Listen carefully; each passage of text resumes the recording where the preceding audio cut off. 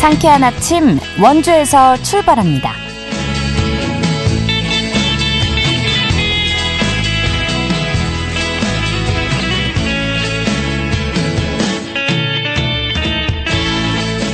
여러분 안녕하십니까? 11월 22일 금요일 KBS 원주방송국에서 보내드리는 상쾌한 아침 원주에서 출발합니다. 저는 진행의 이은주입니다. 절기상 첫눈이 내린다는 소설이자 금요일인 오늘은 대체로 맑은 하루가 예상됩니다. 다만 오전까지는 도로 곳곳에 짙은 안개가 끼어서 교통안전에 각별히 주의해 주셔야겠는데요. 오늘 아침 최저기온 영하 1도에서 3도로 출발해 한낮에는 10도에서 11도까지 오르겠습니다.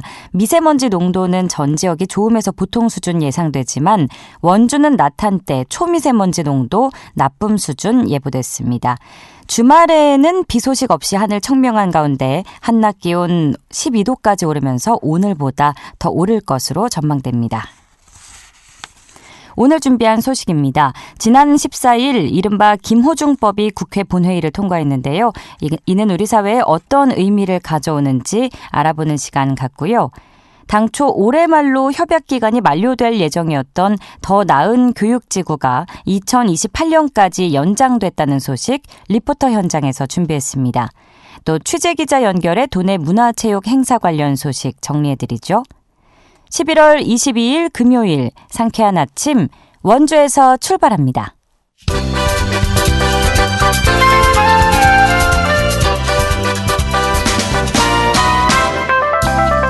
오늘의 뉴스입니다. 영월군이 도내 최초로 이달부터 지방세와 세외 수입 모바일 현장 결제 시스템인 카드로택스를 도입해 운영에 들어갔습니다. 카드로택스는 가정이나 사업장 등 현장에서 신용카드로 지방세와 세외 수입을 납부하게 하는 한편 실시간 체납자의 과세자료 조회를 거쳐 곧바로 세금 납부를 독려할 수 있는 시스템입니다. 횡성군이 오는 25일부터 다음 달 4일까지 셋째아 이상 자녀의 학습비 지원을 신청받는다고 밝혔습니다. 이번 사업은 가정의 교육비 부담 경감을 위해 2012년부터 추진해온 사업으로 셋째아인 경우 학습비의 50%, 넷째아 이상은 80%를 지원합니다. 지역에 주민등록을 두고 6개월 이상 거주하고 있는 셋째아 이상 자녀를 둔 학부모는 다음 달 4일까지 주소지 관할 행정복지센터에 신청서를 제출하면 됩니다. 한국도로공사 강원본부가 겨울철 안전한 고속도로를 위해 내년 3월 말까지 고속도로 제설 대책을 시행한다고 밝혔습니다. 도로공사 강원본부는 폭설 대비 체계 강화와 도로 살얼음 사전 대비를 위해 최근 3년간 평균 사용량의 1.2배 수준인 제설제 5만 5천 톤, 제설 장비 210대, 인력 350명을 사전에 확보한 상태입니다. 오늘의 뉴스였습니다.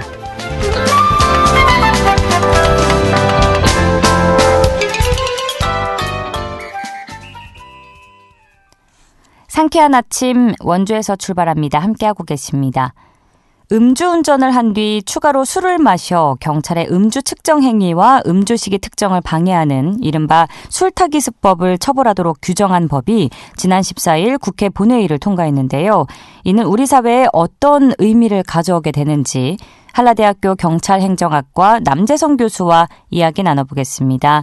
교수님 안녕하십니까? 네, 안녕하세요. 남재성입니다. 네, 반갑습니다. 국회 본회의에서 여야가 지난 14일 도로교통법 일부 개정안을 재석 289명 가운데 찬성 286명, 기권 3명의 의결로 통과시켰죠. 이게 어떤 내용이 주된 골자였을까요? 네, 이른바 술타기 수법이라고 하는데요. 네. 이 술을 마신 운전자가 음주 측정을 방해하기 위해서 술을 더 마시는 행위를 의미를 합니다. 예. 그동안 처벌이 어려웠는데요. 국회는 지난 11월 14일에 도로교통법 개정안을 의견을 하면서 앞으로는 술을 더 마셔서 음주 측정을 방해하는 행위에 대해서 금지를 하고 또 이런 측정 방해자에 대해서 음주 측정 거부자와 이 동일한 면허 취소 수준으로 처벌하기로 의결을 했습니다. 찬성 인원이 그러니까 3명 빼고 다 찬성을 한 거잖아요. 이렇게 많은 숫자를 점했다는 건 그만큼 이 관련법 제정 필요성이 절실했음을 여실히 드러냈다고 해도 과언이 아닐 텐데 이게 어떤 배경에서 도출된 결과일까요? 네, 이번 법률 개정은 결국 가수 김호중 씨 음주운전 사고를 계기로 본격적으로 추진이 됐는데요. 네. 제 아이가 아직 초등학생인데 이 아이마저 뉴스를 통해서 충분히 알고 있을 정도로 이 많은 국민들에게 공분을 샀던 사건입니다. 예. 간단하게 구체적인 내용을 보게 되면 당시 이제 이 김 씨는 음주운전 사고를 내고 달아나서 오히려 캔맥주를 사서 이제 술을 더 마시는 행위를 했거든요. 그렇죠. 하지만 당시에 이제 술타기 수법이라고 하는 것이 충분히 의심은 됐지만 사실 검찰은 음주 수치를 특정하기 어렵다라고 판단을 해서 음주운전 혐의는 빼고 기소를 했습니다.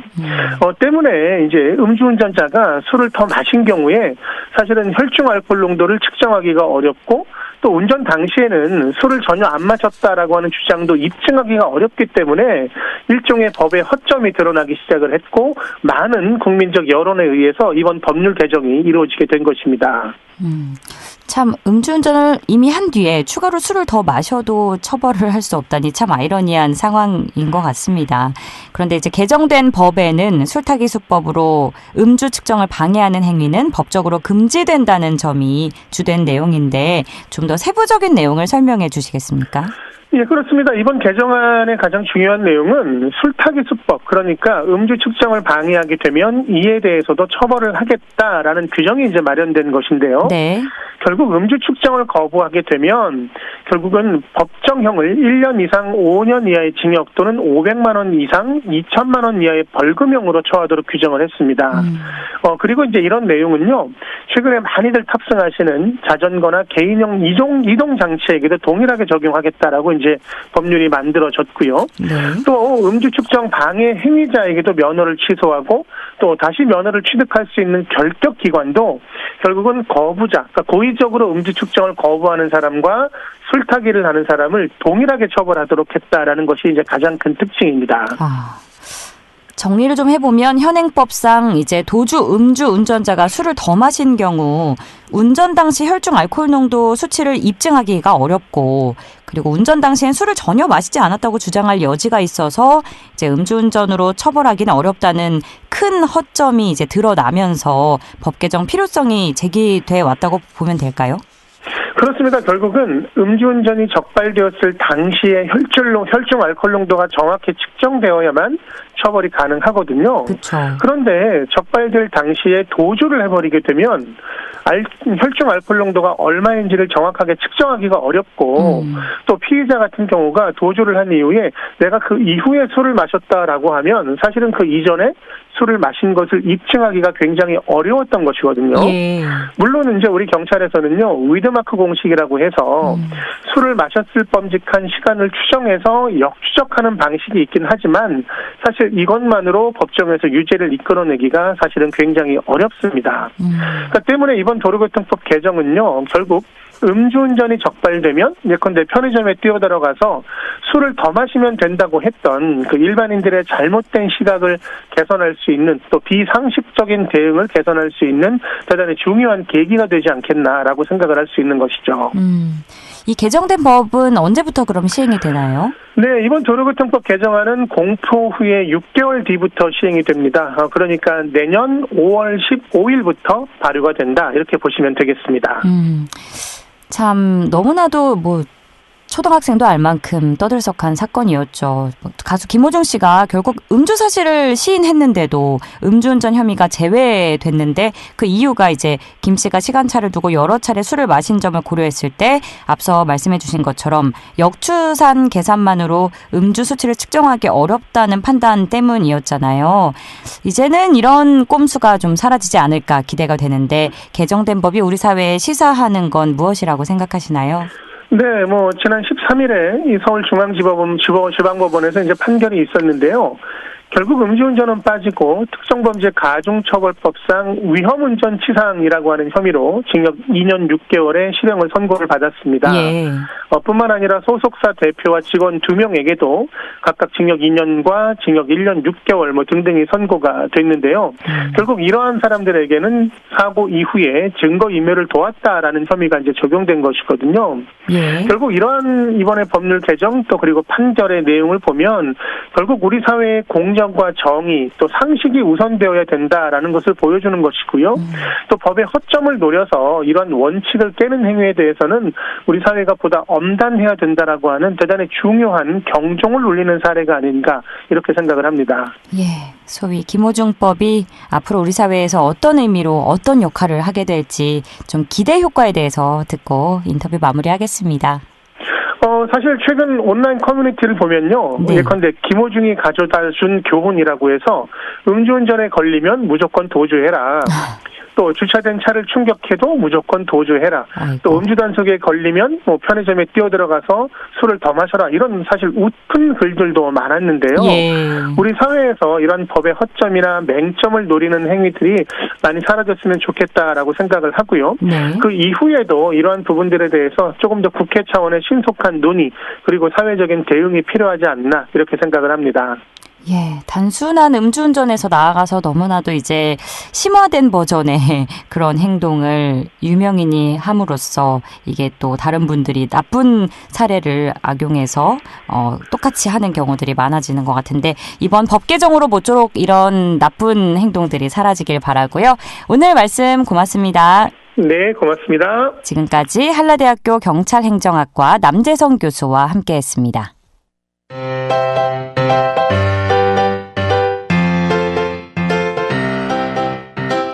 KBS 원주방송국이 유튜브 다시 듣기 서비스를 실시합니다. 매일 아침 강원 영서남부권의 뉴스와 정보를 전해드리는 상쾌한 아침 원주에서 출발합니다는 KBS 원주라디오 유튜브 채널을 통해 다시 들을 수 있습니다.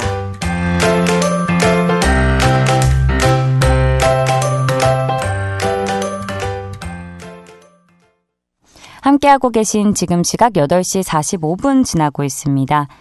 강원특별자치도 교육청과 횡성군 횡성교육지원청이 지난 7일 횡성군청에서 더 나은 교육지구 협약식을 개최했는데요. 당초 올해 말 끝날 예정이던 협약기간이 2028년까지 연장된다고 합니다.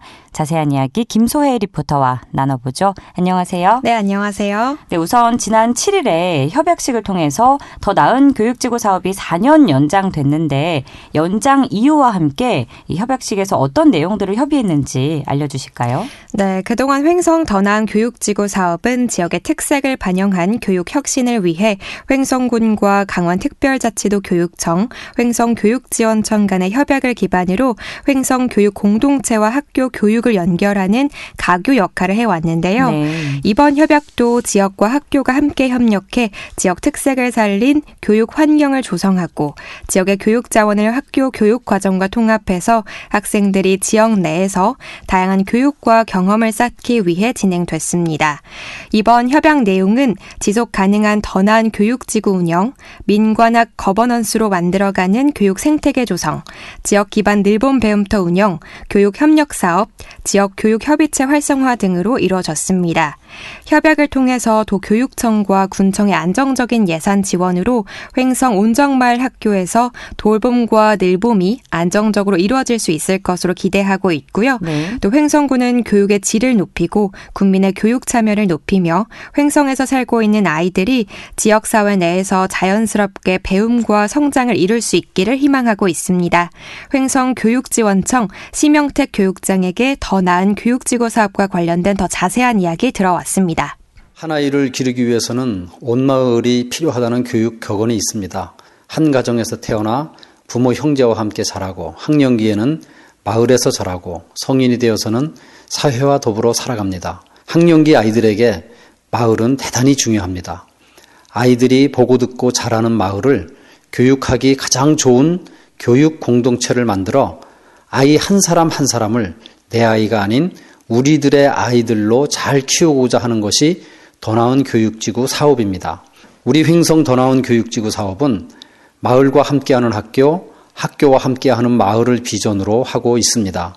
특색 있는 교육 혁신을 통해 횡성의 교육 공동체를 확산시키고 횡성 교육 공동체와 함께하는 교육 모델을 만들어 학교 교육과 지역 교육 공동체가 함께 아이들의 교육을 책임지고 더 나은 교육을 만들어 가고자 하는 것을 목표로 하고 있습니다. 더 나은 교육지구 사업이 2021년부터 진행해온 사업으로 알고 있는데 그동안 이뤄낸 성과가 궁금하고요. 또 진행 중인 프로그램 참여는 어떻게 할 수 있는지도 알려주시죠. 네, 가장 큰 성과로는 횡성군청, 횡성교육청, 사회적 협동조합 마을이 공동으로 운영하고 있는 온정마을 학교 사업인데요. 네. 횡성 6개 지역에 늘봄센터를 설립해서 학교 공부가 끝난 후부터 저녁 시간까지 안전하게 돌봄과 교육이 이루어지고 있다고 합니다. 매년 이용하고자 하는 학생들이 늘어나면서 초등학생에서 중학생까지 약 200여 명의 학생들이 참여하고 있다고 하는데요. 센터에선 다양한 체육활동, 노작활동, 예술활동 등이 이루어지고 있고요. 아이들이 배우기 쉬운 학습활동도 함께 진행되고 있어서 학부모들의 만족도가 매우 높다고 합니다. 이 온정마을 학교 신청 방법은 부모님들께서 센터에 직접 방문해 신청서를 작성하시면 되고요. 이외에도 학교와 학급 단위로 운영하는 마을 배움 프로그램, 마을 선생님 사업이 있는데요. 학교 선생님께서 횡성 더 나은 교육지구 홈페이지를 통해서 신청하실 수 있습니다. 또 횡성 교육지원청에서 운영하는 청소년 인생학교가 있는데요. 취약계층이나 위기 학생들을 대상으로 연중 운영하고 있다고 합니다. 횡성 더 나은 교육지구 모든 사업은 참여에 대한 제한 사항도 없고 누구나 원하시면 참여가 가능하다고 하니까요. 아이들의 교육을 위해서 관심을 갖고 참여해 보시는 것도 좋을 것 같습니다. 마지막으로 횡성교육지원청 심영택 교육장의 말씀 들어보겠습니다. 횡성 더 나은 교육지구는 교육협의체를 통해 횡성군 마을 주민 간 소통과 협력을 강화하여 양질의 교육 프로그램을 제공하고 있습니다. 또한 횡성의 다양한 유관기관 및 단체에서 횡성 교육 공동체로 참여하고 있습니다. 횡성 군민의 교육 참여는 횡성 교육의 가치를 높이고 함께 성장하는 기회를 제공합니다. 지역 주민과 함께 마을 교육에 참여하여 소중한 경험을 쌓아보시기를 바랍니다. 우리 횡성의 아이들이 자신의 꿈을 마음껏 키우고 그 꿈을 마음껏 펼쳐나갈 수 있는 기회를 많이 만들어주고자 합니다. 우리 학생들이 주인공이 되는 횡성 더 나은 교육지구 사업, 더 나아가 횡성교육지원청의 슬로건인 참 좋은 횡성교육을 만들어 가겠습니다. 교육은 사랑입니다. 여러분의 많은 관심과 참여를 부탁드립니다. 네, 앞으로도 횡성 더 나은 교육지구를 통해서 횡성의 아이들이 좀 안전하고 건강하게 성장할 수 있으면 좋겠네요. 오늘도 알찬 소식 고맙습니다. 김소혜 리포터였습니다. 네, 감사합니다.